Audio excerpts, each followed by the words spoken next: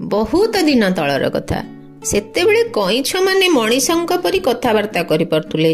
ସେମାନେ ମଣିଷ ମାନଙ୍କ ଭାଷା ବୁଝିପାରୁଥିଲେ, ମଣିଷ ମାନେ ବି ସେମାନଙ୍କ ଭାଷା ବୁଝିପାରୁଥିଲେ। ଥରେ କଇଁଛଟିଏ ଚୋରି କରୁଥିଲା, ଧରା ପଡିଗଲା। ରାଜାଙ୍କ କଟୁଆଳ ତାକୁ ଧରିକି ରାଜାଙ୍କ ପାଖକୁ ନେଇ ଆସିଲା। କଇଁଛ ଚୋରି କରୁଥିବା ଜାଣି ରାଜା ରାଗିଗଲେ। ସାଙ୍ଗେ ସାଙ୍ଗେ କଇଁଛକୁ ଦଣ୍ଡ ଦେବାର ଠିକ ହେଲା। ଏ ବଦମାସ କଇଁଛର ପିଠି ପଟ ତଳକୁ ପେଟ ପଟ ଉପରକୁ ରଖିକି ଛାଡି ଦିଅ।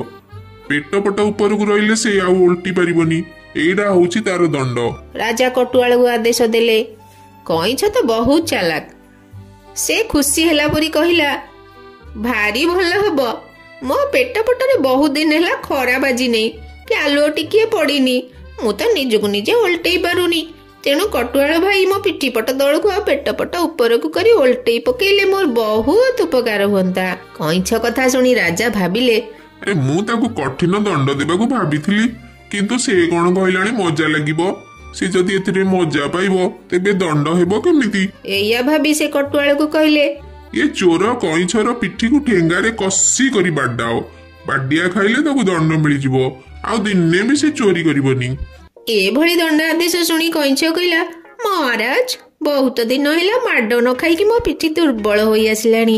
କଟୁଆଳର ଠେଙ୍ଗା ମାଡ ବସିଲେ ମୋ ପିଠିର ଖୋଳପା ଆହୁରି ଟାଣ ହୋଇଯିବ, ଆହୁରି ଶକ୍ତ ହୋଇଯିବ, ବହୁତ ବଢିଆ ହବ।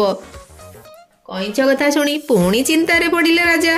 ଏ ବାଡିଆ ଖାଇବାରେ ଏଟା ଖୁସି ହବ ଶୁଣିକି ରାଜା ଭାବିଲେ, ଆଉ କଣ ଦଣ୍ଡ ଦେବି। ତେଣୁ ସେ କଟୁଆଳକୁ କହିଲେ, ଏ ବଦମାସକୁ ନେଇକି କୂଳରେ ଠିଆ ହେଇକି ପାଣିକି ଜୋରେ ଫୋପାଡି ଦିଅ। କଇଁଛ ବଡ କାକୁତି ମିନତି ହୋଇ ଲୁହ ଗଡେଇ କହିଲା, ମହାରାଜ, ମୁଁ ଆପଣଙ୍କୁ ନେହୁରା ହେଉଛି, ଆପଣଙ୍କ ପାଦ ତଳେ ପଡୁଛି। ଆପଣ ମୋର ବାପ ମା, ମତେ ଯାହା ଦଣ୍ଡ ଦେବେ ଦିଅନ୍ତୁ, କିନ୍ତୁ ପାଣିରେ ଫୋପାଡନ୍ତୁ ନାହିଁ।